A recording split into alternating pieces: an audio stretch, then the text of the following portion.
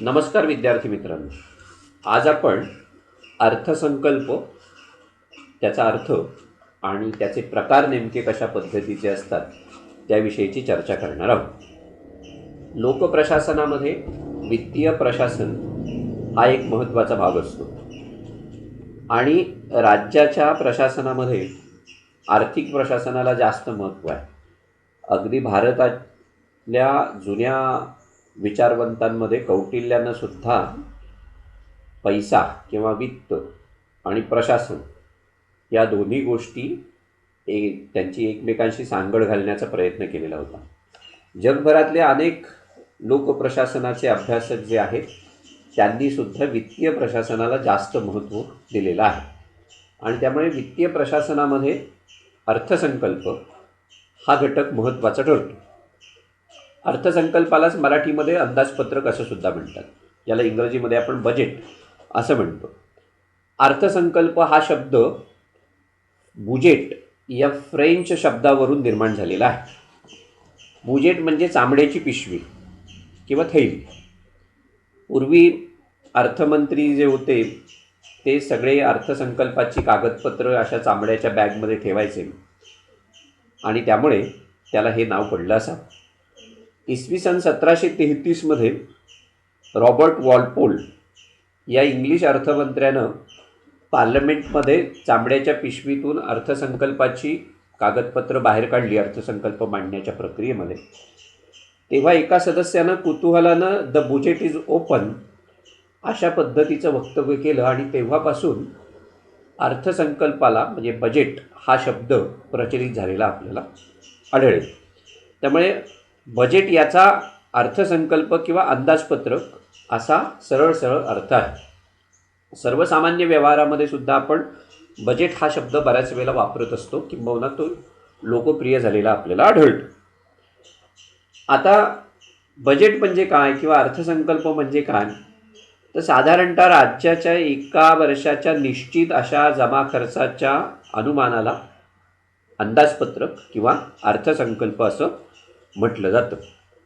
वेगवेगळ्या विचारवंतांनी अर्थसंकल्पाच्या किंवा अंदाजपत्रकाच्या वेगवेगळ्या व्याख्या केलेल्या आहेत. टेलर या विचारवंतानं अंदाजपत्रकाची व्याख्या करताना असं म्हटलंय की एका निश्चित काळासाठी सरकारनं केलेली आर्थिक योजना म्हणजे अंदाजपत्रक किंवा अर्थसंकल्प होय. डिमॉक हा विचारवंत अर्थसंकल्पाची व्याख्या करताना असं म्हणत होता की अर्थसंकल्प म्हणजे अशा प्रकारची आर्थिक योजना की ज्यामध्ये भूतकालीन कार्याचा आढावा, वर्तमानकालीन योजना आणि भविष्यकालीन आराखडा यांचा समावेश केलेला असतो. मनरो या व्यवस्थापनशास्त्राच्या अभ्यासकानं असं म्हटलेलं आहे की अंदाजपत्रक म्हणजे आगामी वर्षासाठी निर्माण केलेली आर्थिक योजना होय. अशा अंदाजपत्रकात एका बाजूला अनुमानित जमा आणि दुसऱ्या बाजूला संपूर्ण खर्चाचा उल्लेख असतो. जी जेज या प्रशासन तज्ज्ञानं अंदाजपत्रकाची व्याख्या करताना असं म्हटलंय की अंदाजपत्रक म्हणजे सार्वजनिक आय आणि व्यय या संबंधीचं केलेलं एक अनुमान असून प्राप्तीचं आणि खर्चाचे अधिकार देणारं ते एक पत्रक असतं.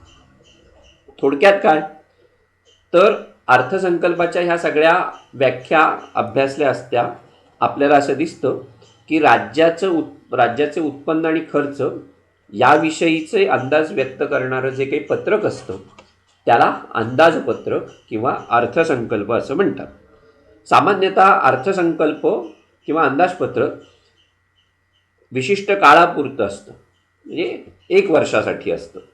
सरकारमार्फत अंदाजपत्रक तयार करताना गेल्या वर्षी झालेल्या खर्चाचा आढावा घेतला जातो, भविष्य काळातील खर्चाचा अंदाज घेतला जातो आणि वर्तमान काळासाठी निश्चित असा जमा खर्चाचा एक ताळेबंद ज्याला आपण म्हणतो तो तयार केला जातो.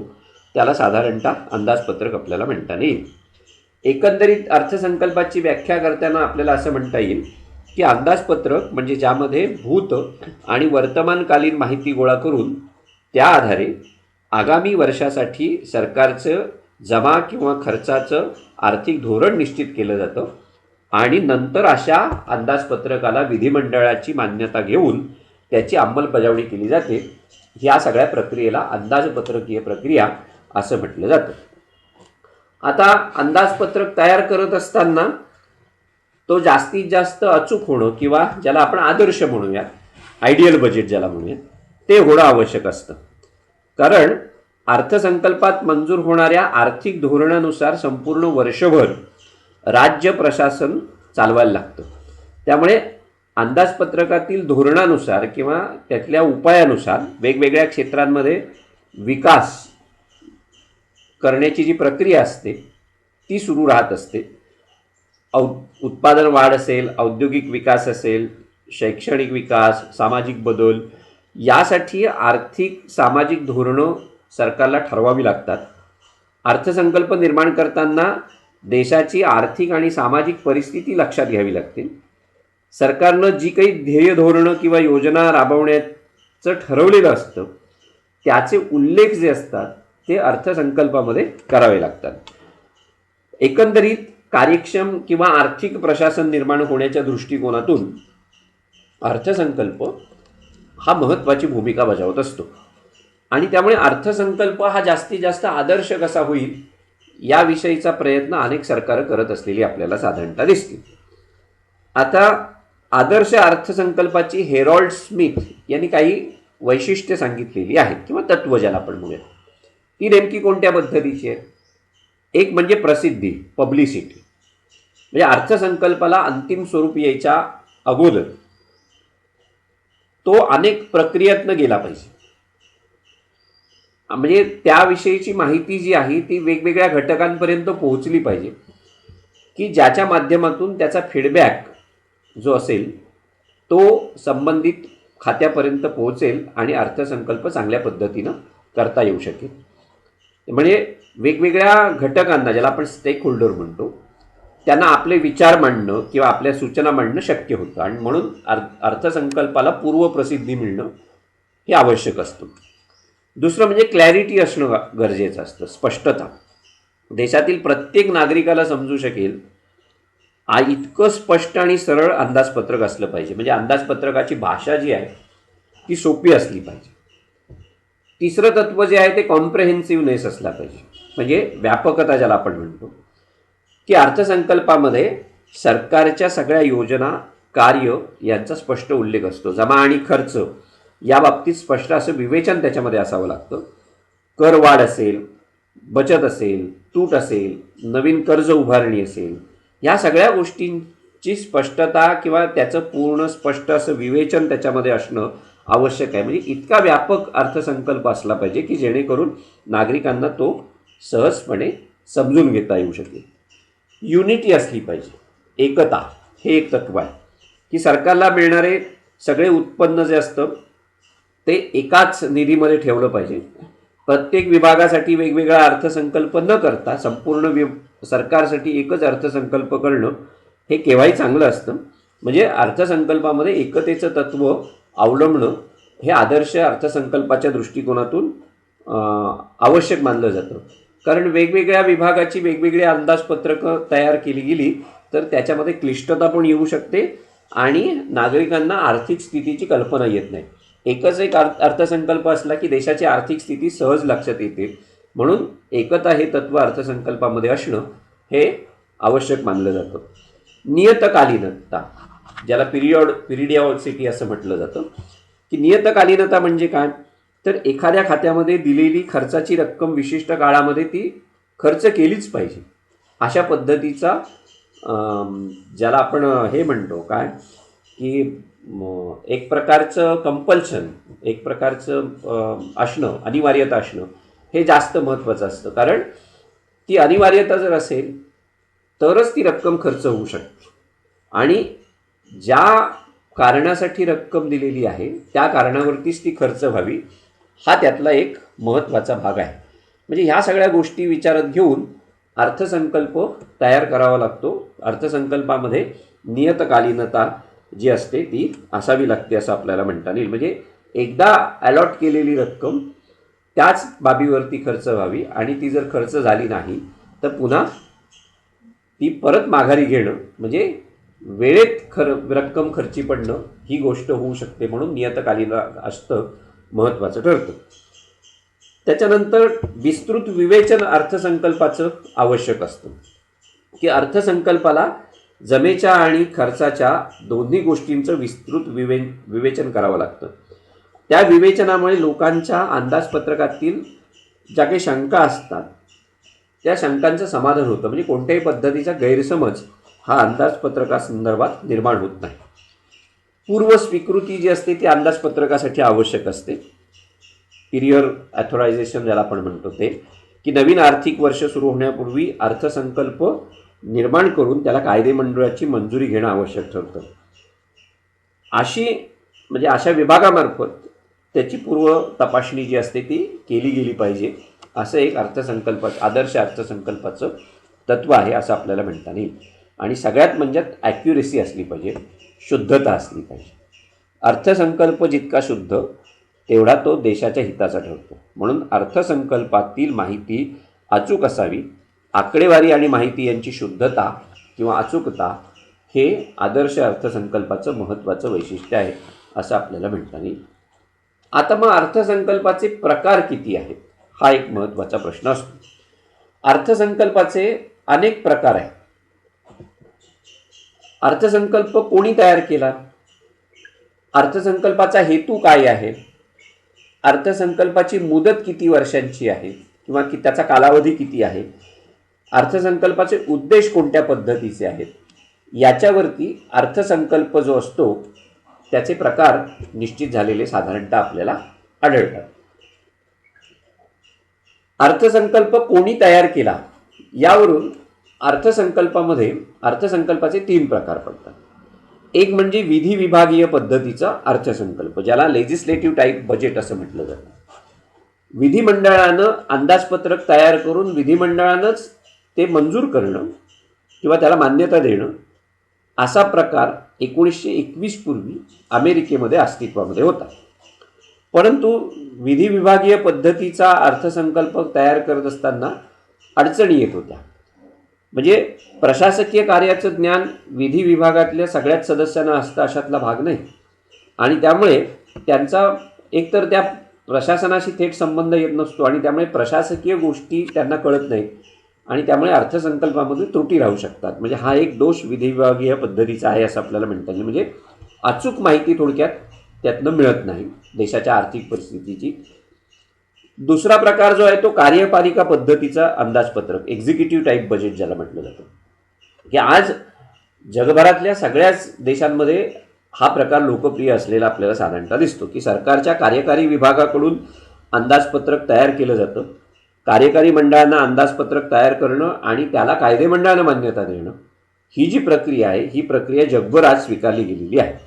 आणि अशा प्रक्रियेमुळे म्हणजे कार्यकारी विभागातल्या माणसांचा थेट संबंध प्रशासनाशी येत असल्यामुळे त्याच्यामध्ये अचूकता निर्माण होऊ शकते आणि म्हणून ही पद्धती अनेक देशांमध्ये स्वीकारलेली आपल्याला दिसते. तिसरा प्रकार जो आहे तो आयोग किंवा मंडळ पद्धतीचं अर्थसंकल्प, बोर्ड किंवा कमिशन टाईप बजेट ज्याला आपण म्हणतो तशा पद्धतीचं, की अंदाजपत्रकाची निर्मिती एखाद्या मंडळाकडनं किंवा एखाद्या आयोगाकडनं केली जाते. त्याचा मुख्य हेतू असा होता की तज्ज्ञ किंवा हुशार व्यक्तींनी अंदाजपत्रक निर्माण करावं.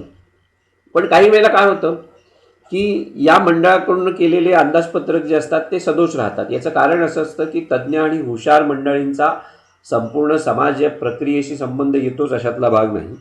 त्यामुळे सामान्य जनतेच्या गरजा, प्रश्न, त्यांच्या आवश्यकता यांची माहिती जी असते ती परिपूर्णपणे त्यांच्यापर्यंत पोहोचत नाही आणि त्यामुळे तो अर्थसंकल्पसुद्धा सदोष राहत असलेला आपल्याला दिसतो. आता हे झाले 3 प्रकार. संकल्पांची संख्या किती आहे याच्यावरून अर्थसंकल्पाचे 2 प्रकार पडतात. एक म्हणजे एकात्मक किंवा ज्याला एकल अर्थसंकल्प म्हटलं जातं, ज्याला सिंगल बजेट म्हणतात, की जेव्हा सरकारकडून किंवा सरकारच्या सर्व विभागांसाठी एकच अंदाजपत्रक तयार केलं जातं तेव्हा त्याला एकल अर्थसंकल्प असं म्हणतात. उदाहरणार्थ इंग्लंडमध्ये एकाच प्रकारचं अंदाजपत्रक तयार केलं जातं. अलीकडे म्हणजे गेल्या 3-4 वर्षापासून भारतामध्ये सुद्धा एकल अर्थसंकल्पाची प्रक्रिया राबवली जाते. दुसरा प्रकार जो असतो तो अनेकात्मक अंदाजपत्रक, ज्याला प्लुरल बजेट असं म्हटलं जातं, की सरकारच्या वेगवेगळ्या विभागांसाठी वेगवेगळ्या प्रकारची अंदाजपत्रकं सादर केली जातात. ती अनेकात्मक अंदाजपत्रक असतात. एक विभाग किंवा एकापेक्षा जास्त विभागांसाठी वेगवेगळ्या पद्धतीचे अर्थसंकल्प तयार केले जातात. अर्थात आता हे अर्थसंकल्प आता भारतामध्ये मी मगाशी म्हटलं त्या पद्धतीनं की सामान्यतः 4 वर्षांपूर्वी रेल्वेचं अंदाजपत्रक आणि सामान्य अंदाजपत्रक असे 2 अंदाजपत्रकं मांडली जात होती. पण अलीकडे आता एकच अंदाजपत्रक भारतामध्ये मांडलं जात आहे. म्हणजे अशा पद्धतीनं वेगवेगळे अंदाजपत्रकं मांडण्याचा प्रघात काही देशांमध्ये असलेला आपल्याला दिसतो. त्याला अनेकात्मक अर्थसंकल्प असं म्हटलं जातं. अर्थसंकल्पाच्या स्वरूपावरून अर्थसंकल्पाचे पुन्हा 3 प्रकार पडतात. एक म्हणजे संतुलित अर्थसंकल्प, ज्याला बॅलन्स्ड बजेट असं म्हणतात, की जेव्हा अर्थसंकल्पामध्ये जमा आणि खर्च या दोन्ही बाजू समान दाखवल्या जातात तेव्हा त्या अर्थसंकल्पाला संतुलित अर्थसंकल्प असं म्हटलं जातं. प्रत्येक देशाचा अर्थसंकल्प संतुलित असावा असं एक मानलं जातं, पण प्रत्यक्षामध्ये तसं असतंच अशातला भाग नाही. दुसरा प्रकार आहे तो बचतीचा अर्थसंकल्प किंवा फायद्याचा अर्थसंकल्प, ज्याला सरप्लस बजेट असं म्हणतात, की ज्या अर्थसंकल्पामध्ये खर्चाच्या बाजूपेक्षा जमेची बाजू जास्त दाखवली जाते तेव्हा तो अर्थसंकल्प हा जमेचा अर्थसंकल्प किंवा बचतीचा अर्थसंकल्प, फायद्याचा अर्थसंकल्प असं म्हटलं जातं. तिसरा प्रकार जो आहे तो तुटीचा अर्थसंकल्प, ज्याला डेफिसिट बजेट असं म्हटलं जातं. जेव्हा अर्थसंकल्पामध्ये जमेपेक्षा खर्चाची बाजू अधिक दाखवली जाते तेव्हा तो तुटीचा अर्थसंकल्प असतो किंवा तोट्याचा अर्थसंकल्प ज्याला आपण म्हणतो तो असतो. अर्थसंकल्पाचा कालावधी किती आहे याच्यावरून अर्थसंकल्पाचे 2 प्रकार पडतात. एक म्हणजे अल्पकालीन स्वरूपाचा अर्थसंकल्प आणि दुसरा म्हणजे दीर्घकालीन स्वरूपाचा अर्थसंकल्प, ज्याला शॉर्ट टर्म आणि लॉंग टर्म बजेट असे 2 प्रकार साधारणतः पडतात. अल्पकालीन अंदाजपत्रक जे असतं ते सामान्यतः प्रत्येक देशाचा अर्थसंकल्प हा 1 वर्षाचा काळ गृहीत धरून अर्थसंकल्प तयार केला जातो. त्यामुळे अशा अर्थसंकल्पावरती सरकारला आर्थिक नियंत्रण ठेवणं सोयीचं जात असतं. त्यामुळे असे अर्थसंकल्प सोयीचे जात असतात. म्हणून बऱ्याच ठिकाणी अल्पकालीन अंदाजपत्रक जे असतं ते बनवलं जातं. दुसरा प्रकार जो आहे तो दीर्घकालीन स्वरूपाचा अंदाजपत्रक, म्हणजे 1 वर्षापेक्षा अधिक मुदतीचं जेव्हा अर्थसंकल्प तयार केले जातात तेव्हा ते दीर्घकालीन असतात. उदाहरणार्थ पंचवार्षिक योजना, नियोजनाच्या प्रक्रियेमध्ये पंचवार्षिक योजना जर राबवायची असेल तर त्याच्यासाठी म्हणजे 1 वर्षापेक्षा जास्त कालावधी गृहीत धरलेला असतो. त्यामुळे ते दीर्घकालीन स्वरूपाचं अंदाजपत्रक असतं. खर्चाच्या विभागणीचा उद्देश आणि कार्य यावरून अंदाजपत्रकांचे 2 प्रकार पडतात. एक म्हणजे परंपरागत अंदाजपत्रक आणि दुसरा म्हणजे पुरोगामी अंदाजपत्रक. जेव्हा अर्थसंकल्पामध्ये खर्चाची विभागणी उद्देशाच्या आधारावरती केली जाते तेव्हा परंपरागत अर्थसंकल्प निर्माण होत असतो आणि जेव्हा अर्थसंकल्पामध्ये खर्चाची विभागणी कार्याच्या आधारावरती केली जाते तेव्हा तो पुरोगामी अर्थसंकल्प असतो. या सगळ्या अर्थसंकल्पाच्या प्रकारापेक्षा आणखी एक प्रकार अर्थसंकल्पाचा आहे तो म्हणजे परफॉर्मन्स बजेट, ज्याला निष्पत्ती अर्थसंकल्प असं म्हटलं जातं. आधुनिक काळामध्ये अर्थसंकल्प तयार करताना कार्यापेक्षा निष्पत्ती किंवा ज्याला आपण उद्देश म्हणतो, हेतू म्हणतो, या घटकावरती जास्त भर दिला जातो. कार्याचा उद्देश कोणता आहे, त्यावर किती खर्च करावा या लक्ष्यपूर्तीवरती आधारित असा हा अर्थसंकल्प असतो, म्हणजे ज्याला निष्पत्ती अर्थसंकल्प असं म्हटलं जातं. असे वेगवेगळे प्रकार अर्थसंकल्पाचे आहेत. तरीही कार्यपद्धती म्हणजे कार्यपालिका पद्धतीचा अर्थसंकल्प जो आहे तो जगभर लोकप्रिय असलेला आपल्याला साधारणतः दिसतो.